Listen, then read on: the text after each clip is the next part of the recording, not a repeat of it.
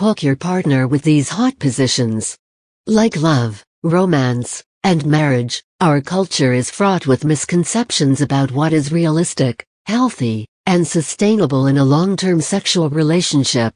We feed the line that we should feel madly in love with our partners every day for eternity, and we shouldn't experience normal states like doubt or anxiety if we're with the right partner. So it goes with romance. We present the belief that if you're not having exciting sex 3 times a week, there's something wrong with your relationship.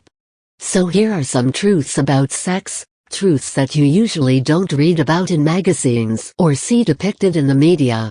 They're derived from years of listening to my clients and course members sharing their most intimate fears, anxieties, and insecurities about what happens or doesn't happen in the bedroom.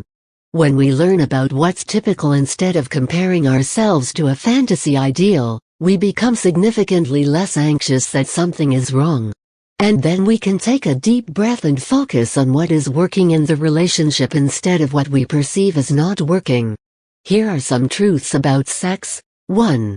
A healthy sex life is whatever works for the two of you. For some couples, that will mean sex 3 times a week, and for others that means once a month. We're all wired differently, and every couple on this planet carries a unique set of needs that will not be replicated in any other relationship. 2. There's usually a high-need partner and a low-need partner. There's often one partner who has a higher sex drive and one has a lower. We tend to think that men are always the high-need partner, but that's not always true. This can also change from relationship to relationship.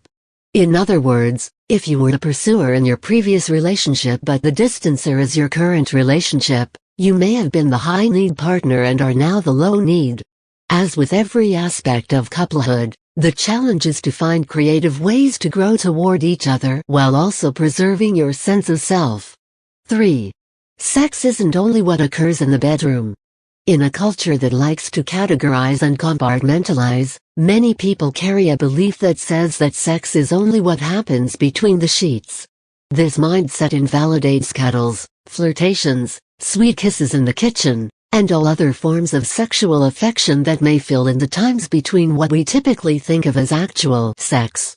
So when the magazines splatter the anxiety-provoking "Are you having enough sex?"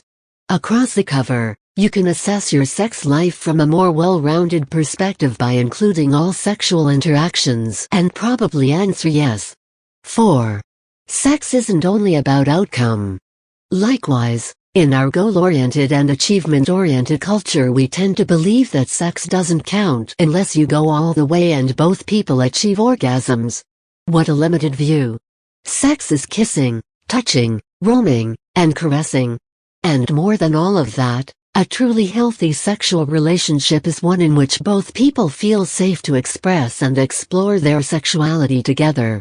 Emotional safety will always preclude a real sexual connection. Lying naked together and simply holding each other can be some of the most vulnerable and beautiful times you spend together. The bottom line is that most couples in a long-term relationship will experience struggle around sex at some point. Just knowing this, instead of comparing yourself to the false fantasy that everyone else has a flawless sex life, alleviates shame and can free up space in the relationship to talk openly about this with acceptance. As always, the more acceptance you bring to who you are and how the two of you relate to each other, the more joy and fulfillment you'll find in all aspects of the relationship.